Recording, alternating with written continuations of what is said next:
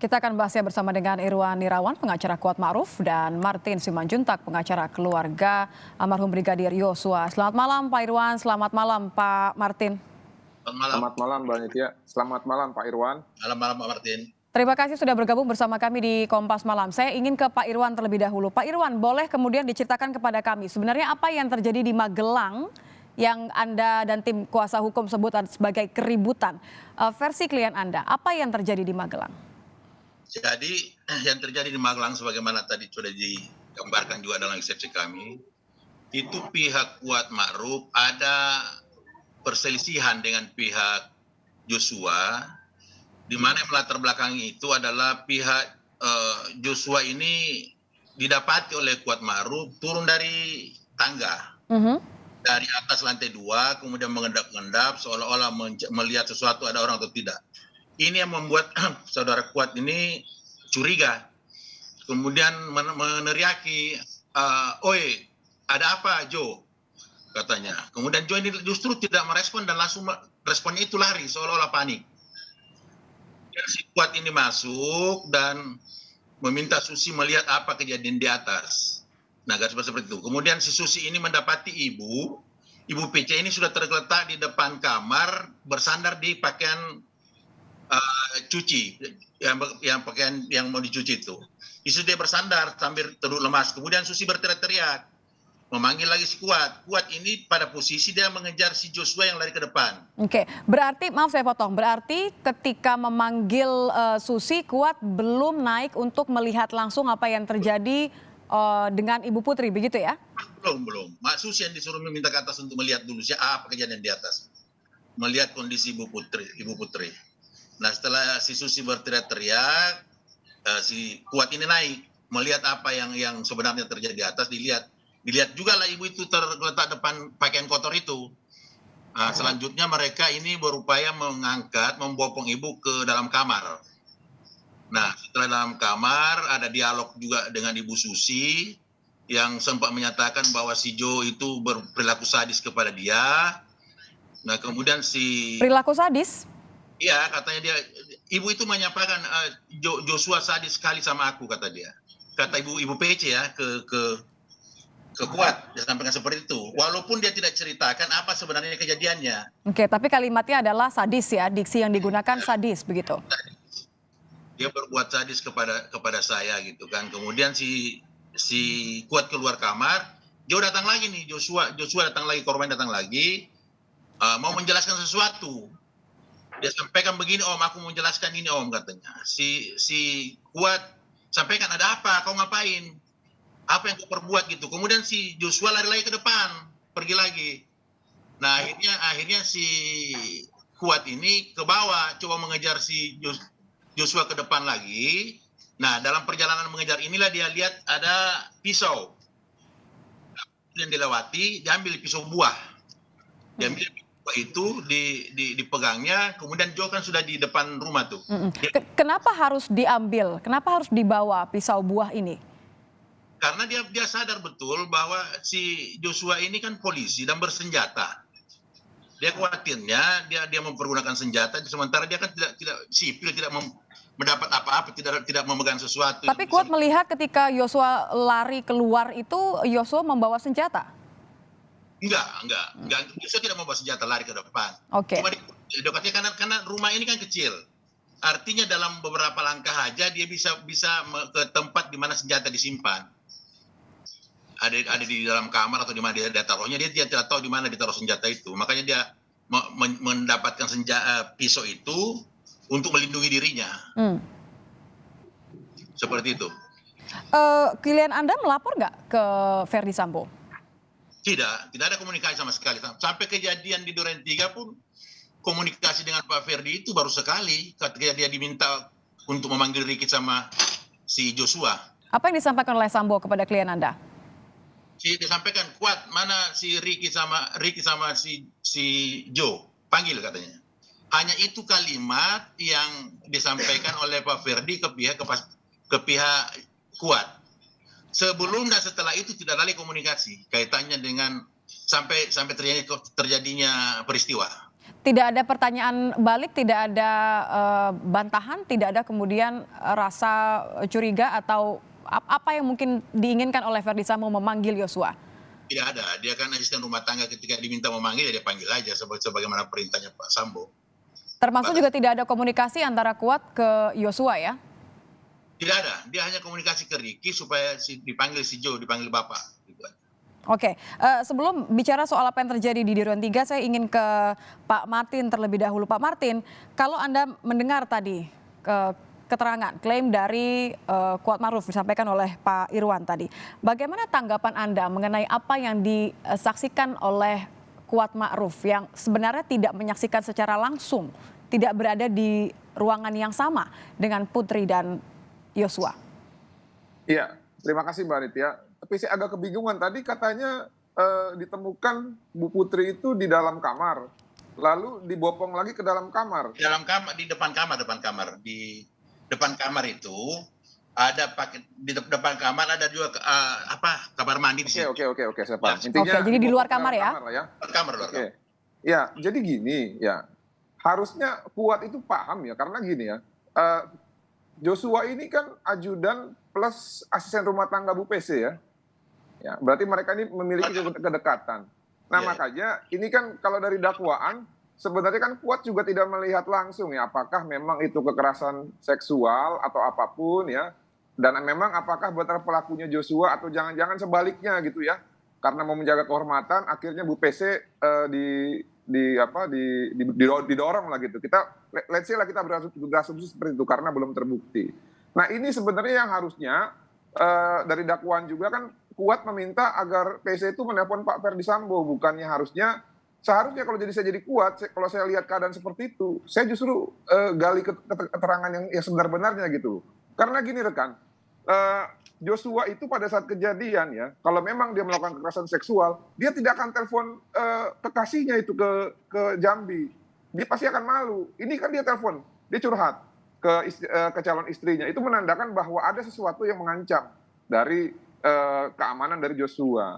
Nah lalu ya, saya mohon maaf ya rekan ya, dalam hal ini agak kurang percaya dengan kualitas keterangan dari Kuat. Karena Kuat ini memiliki hubungan pekerjaan dengan Ibu PC sebagai pemberi kerja. Dan mohon maaf kembali lagi rekan Irwan, saya beberapa kali melihat Anda itu justru mendampingi pemeriksaan Bu PC ketika di Barreskrim. Nah sekarang Anda jadi penasihat hukumnya Pak Kuat, nah saya juga bingung juga ini bagaimana nih Mas Irwan. Terima kasih.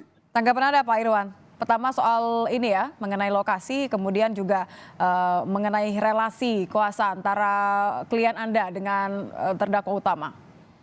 Jadi gini, Kuat ini adalah asisten rumah tangga keluarga.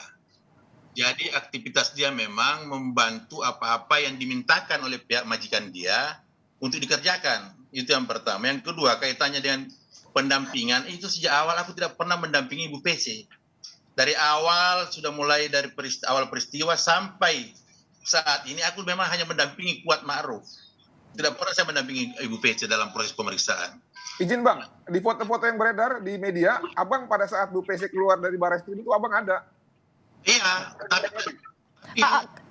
Pak Martin, apa kekhawatiran Anda kalau misalnya Anda menyebut berkali-kali mengenai Pak Irwan terlihat kerap menemani Putri, kekhawatiran apa yang Anda miliki? Gini ya, ini kita coba untuk objektif, no hard feeling. Jadi gini loh, kan seperti saya bilang tadi, Kuat ini adalah penerima kerja ataupun penerima upah dari PC dan Verdi Sambo ya.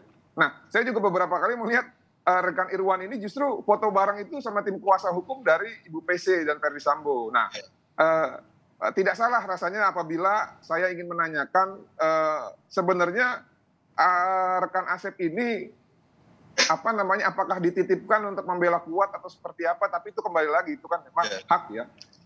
Seperti itu rekan Irwan. Ada titipan nggak tuh Pak Irwan kalau Pak Martin tanya? Oh, sama sekali nggak ada titipan. Kita memang dari awal sudah menangani perkara ini, kita bertindak secara objektif. Jadi tidak ada sesuatu yang harus kita, karena kalau ada sesuatu seperti itu kan dari awal kami sudah diperiksa juga kaitannya dengan rekayasa itu, karena dari awal kami mendampingi. Tapi terbukti tidak ada sesuatu, kami terlibat dalam proses keterangan-keterangan yang kemudian diketahui itu tidak benar. Itu indikasi bahwa kami dari awal mendampingi mereka keluarga ini sejak awal kami pada posisi sebagai kuasa hukum yang melihat persoalan ini secara objektif dan menempatkan sesuatu pada tempatnya. Tidak ada sesuatu informasi atau keterangan yang coba kita lencengkan dalam proses pemeriksaan. Lalu apa yang Anda harapkan, apa yang pengacara harapkan ketika di eksepsi itu menyebut tidak mungkin, ini mohon dikoreksi kalau kata-katanya tidak persis sama, tidak mungkin seorang ART berinisiatif tanpa perintah dari atasannya? Ya, gini, semua itu kan jelas. Asisten rumah tangga itu kan bekerja ketika dia dimintakan untuk melakukan sesuatu.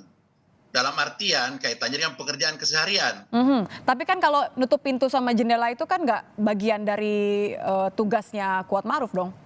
Tugas dia dong. ART kan apa aja yang kaitannya dengan rumah, membersihkan dan menutup pintu jendela ketika sudah pada waktunya kan harus dia kerjakan. Boleh saya bertanya? Silakan Pak Martin. Ya. Rekan Irwan, saya mau nanya, karena kan di dalam surat dakwaan jaksa penuntut umum itu yang dimaksud Kuat Ma'ruf membawa pisau itu bukan di Magelang, tapi di Duren 3. Jadi menurut jaksa penuntut umum, Kuat Ma'ruf itu pada saat di Duren 3 sudah mempersiapkan pisau di dalam tasnya.